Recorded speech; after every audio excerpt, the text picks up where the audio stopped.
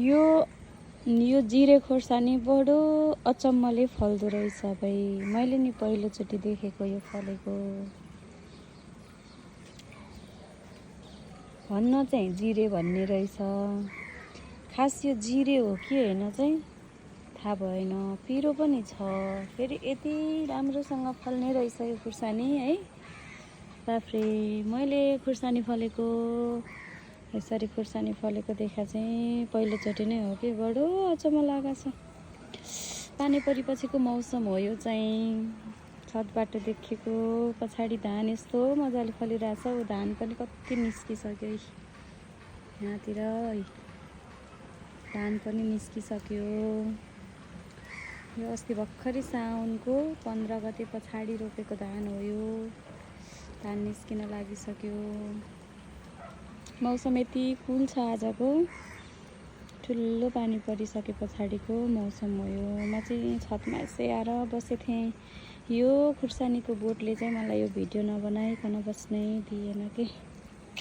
त्यही भएर मैले चाहिँ यो भिडियो बनाएको आज। कस्तो राम्रो भएको छ क्या मौसम।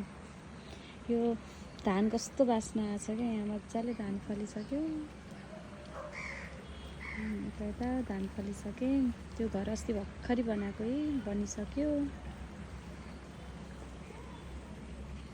त्यस्तै छ। कति राम्रो छ नि यो। यता चाहिँ इस्कुसको धान छ कि हाम्रो। इस्कुस चाहिँ फलेकै छैन योपालि। खासै फल्ला जस्तो पनि छैन।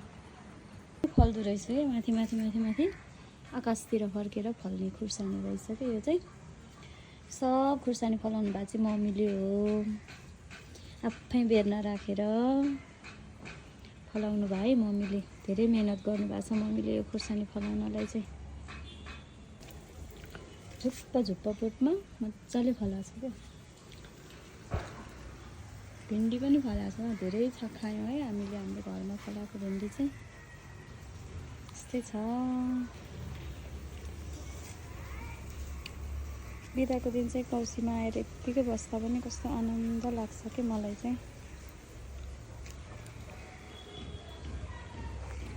मौसम यति राम्रो भएको छ। आकाश फेरि खुलिसक्यो।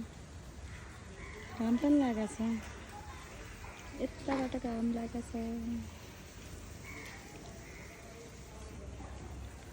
राम्रो छ मौसम। यस्तो छ।